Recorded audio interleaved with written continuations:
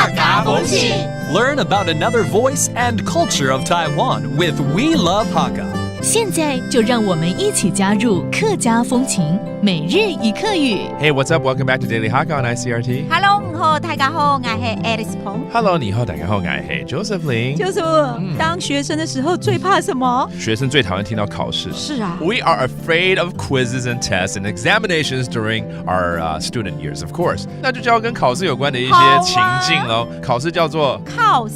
考试 ，OK, that is a test and examination. 时间过得真快，再过2天就期末考试，教大家这个好不好？好，时间过到冬假，时间过到冬假，过2日，过2日。 就期末考试，就期末考试，考试刚刚讲嘛，就考试。那期末期末考试就是期末考试 ，That is the finals actually。然后呢，考试考完就放假喽。考试考题，考试考题就不用了了，就不用了了，放假了。That's right. After you're done with tests, it's vacation time. Well, this is something all students need to go through. 每个学生一定要经过的就是考试。 考试， 考试，但是如果是期末考试 （finals）， 期末考试， 期末考试 ，and finally to have a vacation 放假，不用了，不用了 ，and there you have it, another round of Daily Hakka about education。什么太俺嘎？子say张来了。